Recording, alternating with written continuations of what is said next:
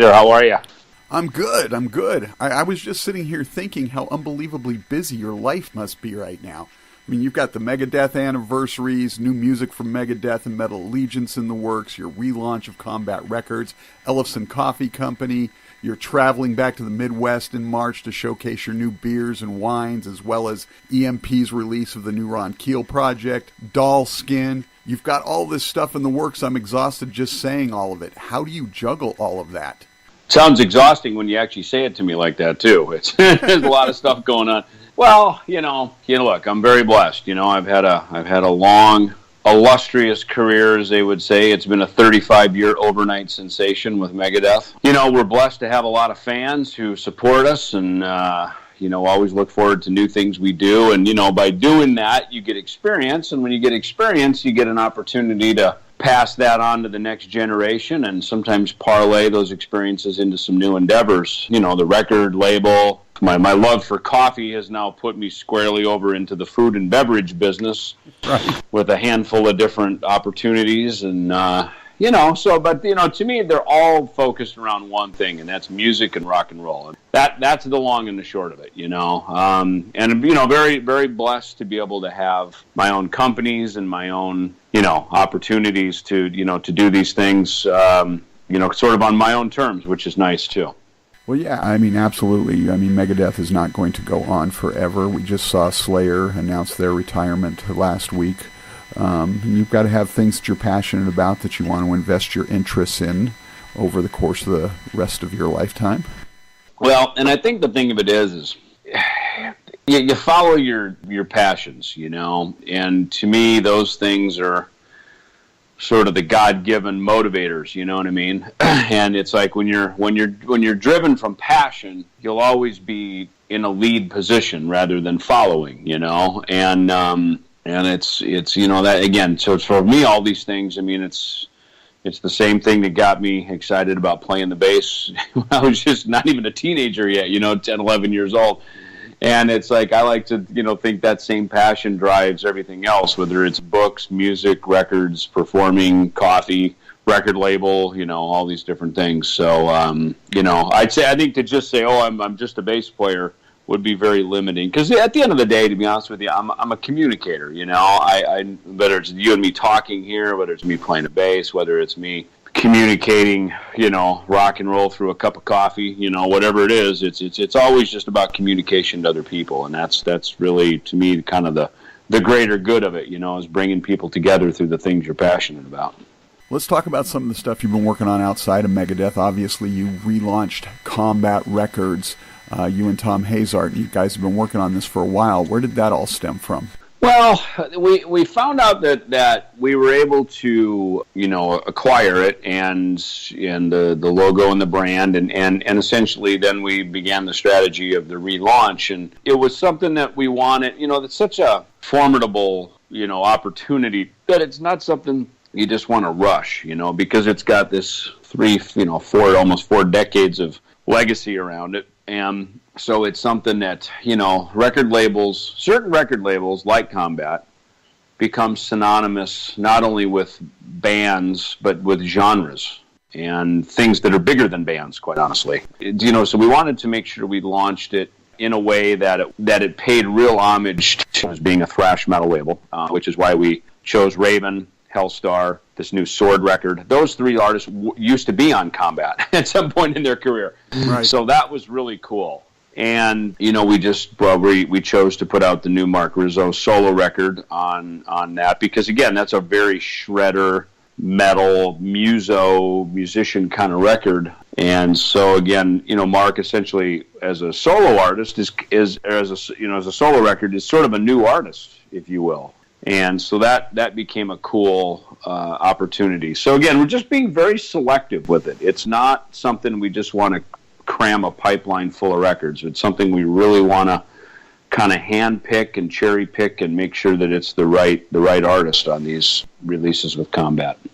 Yes, and I'm really looking forward to that new Raven album. They've always been one of my favorite bands. Exciting stuff coming from that direction. But also on your other label, you were sort of there at the forefront of the whole doll skin thing, and they've really sort of exploded. Tell us how that all came together. Well, I I saw their very first show. And I absolutely just loved what they did, who they are, what they stood for, and their potential. And, while the legacy artists tend to, sell better and maybe connect a little better with fans, at least immediately, because they have a history, Dowskin is really the impetus. I mean, really, this whole record label thing started as like an artist development program. First around Dowskin, and then around another thrash group out of Colorado called Arise in Chaos. And so initially, I think we probably thought we were going to be doing more artist development of younger artists. And then I think probably Doyle became one of the real game changers, which then led to Mark Slaughter and Autograph, and kind of turned a corner into also some classic rock stuff, which was really pretty cool.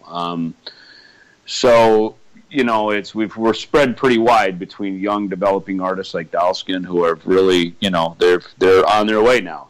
We've got them up and running, and so even some big announcements coming down here in a couple weeks about some new things with them, and they're heading to Europe. March 1st for their first, again, a band on their second record, already being able to get to Europe and do a proper tour over there. It's really a cool thing. So, and again, part for me, that's just about, giving something back to the record business and mostly to give something back to the artist community and to the fans, is to develop up tomorrow's talent as well. Yeah, and plus you got that new Ron Keel outlaw country thing sort of going on. And I know a lot of the artists that you've been working with, like Autograph and whatnot, have their own coffee brand. Tell us a little bit of how you sort of got involved with this whole Ellefson coffee company that you developed, and now you got wine going on and some beers and stuff like that. Well, it's funny how we did a coffee event back in my hometown of Jackson, Minnesota, back in November, and Hydra Beer came to us, who are out of Sioux Falls, South Dakota, just about a little over an hour down the freeway to the west of Jackson, and they came to us and said, hey, we'd love to infuse our Ellefson coffee into our beer to create a coffee stout. And I said, done, let's do it. And that was where that started. And then once we launched Combat, we wanted everything with Combat to be very lifestyle driven. And as much as we all used to drink a ton of beer as when we were young, we talked to Hydra about launching the Combat beer, the Blonde Ale, which they're going to do for us. And in addition, the older headbangers who have grown up a little bit and are now adults, they like to drink wine. So we created a Combat wine for them, the Blood and Bullets wine.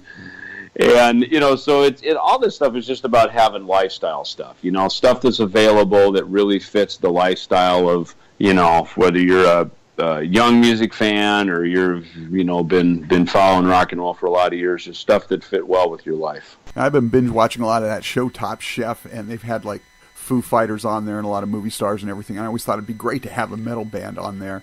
And then with your whole coffee thing and the beer and the wine, it got me to thinking, you must be a foodie. And then I sort of heard that you're talking about doing a book about food, that you're talking about maybe doing a food truck. Is all that true? Yeah, no, I am. And that's and that's a big part of this is, in fact, I remember when we were recording The World Needs a Hero out at the studio in Los Angeles. Al Petrelli was in the band, and him being Italian from New York, he was really into food and cooking, and we'd sit and we'd watch the early days of the Food Network, like Emeril Lagasse, it'd be on TV, and we were wondering why every couple hours we'd always get hungry and be walking around the corner to get tacos, and we realized one day it's because we got the frickin' Food Network on out in front of us while we're cutting the record.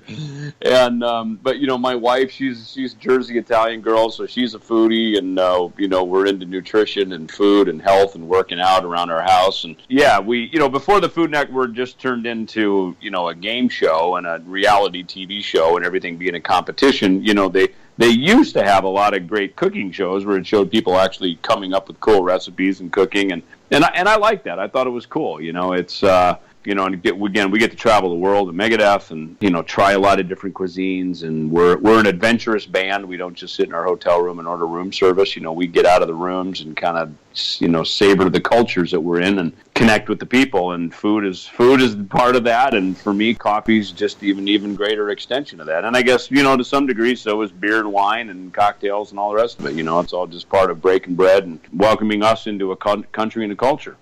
Yeah, it's true, because that's one of the great ways that people get to know each other is over food and connecting and stuff like that.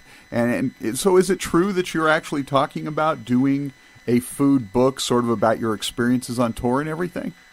It is. In fact, I've actually started compiling a lot of it, and it's it's a labor of love. So it's just kind of a fun thing. I like to do these books that bring the fans in. My first book about music business stuff, and then of course my autobiography, My Life with Death. But yeah, doing a cookbook that really brings in, or I should say, an adventure book is probably what it'll be. It'll be an adventure book, and so I've started it, and I've formulated the ideas on it, and started to catalog some things and with photos and different things like that. So yeah, it's kind of part of my, I like to have things like this to keep me busy too while I'm traveling. You know what I mean? They keep me engaged. That's how I wrote that first book, Making Music Your Business. As I went around the world on the Euthanasia record, I just had my laptop. I was compiling things, compiling ideas, putting it together, and it kept me occupied on the tour, and it was a fun thing to be working on, and I had a goal to get it out and released, so it kept me focused on that. You mean you don't want to spend your whole time on the tour bus playing video games? Yeah, exactly. That's for Dirk. Dirk's the video game champion in the band now. Well, I would be remiss in my music journalist duties if I didn't at least talk a little bit about your day job. You guys are celebrating 35 years of Megadeth right now, and it's also the 30th anniversary of So Far, So Good, So What, which you guys are sort of celebrating right now. Right. Well, that was a very interesting album, too, because there was a lot of sort of chaos and conflict, controversy going on when So Far, So Good, So What was recorded and came out. It was the only album to feature Beeler and Young. Can you tell me or share with us what your memories are of that record and what was going on at the time? It's funny. I actually sat down literally last week with bass in hand and just sat down and played through that record top to bottom, just jamming along to the record, And it was, some of the songs we played, Set the World Afire, In My Darkest Hour. We played Hook and Mouth recently. And then there's some other songs like Mary Jane that we haven't played in years, 502, Liar, we just haven't played those songs in decades. And so to sit down and play through them and really kind of be in the, just reminiscing the recording, reminiscing the writing, that was a very angry album. I remember there was an earthquake while we were making it, a massive earthquake out in Pomona that rocked us awake at 4:30 in the morning, scared the crap out of me. I'd never been in an earthquake before. I was also on a lot of drugs back then. It's a very angry album. It's probably I would say our most punk rock album, and it's ironic that Steve Jones from the Sex Pistols actually performed on it in our version of Anarchy in the UK. And we just had a lot of piss and vinegar, and it was a snotty punk rock fueled album. I know you guys are writing and working on a new Megadeth album this year. Is there any chance we're going to see it in 2018? What can you tell us at this point? No, I don't think so. I mean, I think just, one thing we learned from the last several albums, and I think confirmed with Dystopia, is that, with Dystopia, we just took as much time as we needed to really make a great record. And some of the couple records before it, Super Collider in particular, we had tour dates. I think we came into the studio a little early on that record, and we had a similar experience on Risk, where we came off a big tour like Cryptic Writings, and we went in the studio probably a bit premature. And, the only difference now is you can start to write and record, and because it's digital, you have the opportunity to go back and revisit some things and and tweak them a bit, which is a lot easier to do than it was back in the big expensive studios and analog tape days. But with that said, you want to be prepared and you want to have the material in motion. You're really in good shape, and with Dystopia, we found that taking the time to just make the record as good as it really can possibly be without a world tour. That stuff is so important. It's so I think along the lines of Dystopia, we're gonna make sure the record's great rather than just having to hurry up and put it out. Yeah, and it was an excellent album. I really enjoyed it. I really liked what Kiko brought to the table, and I'm really looking forward to what Dirk's going to bring to the table on the next record. And I think you are also working on a new Metal Allegiance album for this year, if I'm not mistaken. Yes, yeah, pretty much done actually. Just in the final mixing stage of that, and so we're in good shape with that, and so yeah, we're just actually kind of just looking at at the right window to release that record now. And you guys have a title for that yet that you're allowed to share? Or is that still sort of under wraps? Yeah, not able to disclose yet. Gotcha. I'm with you. And you also worked with Frank Bello of Anthrax on a project called Attitudes and Altitudes a few years ago. Where are you at with a second album for that project? Yeah, we actually have an LP that we're just finishing up now. We've been working on it in our downtime over the last several years. It's really that whole thing is just such a labor of love for me and Frank, because it's so different than what we do in our main bands, and it's fun for he and I to just get together and something that started over some bass clinics to see it actually turn into a full-fledged record, and so we'll have some announcements on when that'll be released. But yeah, we're just working up, putting finishing touches on that one right now as well. All right, last thing for fun before we get out of here. Give us 5 things about David Ellefson that most people probably wouldn't know. Things that won't show up on your Wikipedia page. Well, I hit the gym hard 3 to 5 days a week. I sometimes sit in and play in church band for free and for fun. Let me think. What else? I drink 2 cups of coffee in the morning and 2 cups of coffee literally right now as we did this interview at 4:00 in the afternoon. I need to get 8 hours of sleep or I'm cranky and ornery. I love to, probably my favorite parts outside of America are Latin America, Greece, Italy, Spain, and Portugal. Awesome. David Ellefson of Megadeth, Metal Allegiance, and so many other things. It's been an honor getting a chance to chat with you again. Thanks for carving out a little bit of time to catch us up. Cool. Yeah, cool. Thanks so much, Rusty. See you, man. Bye.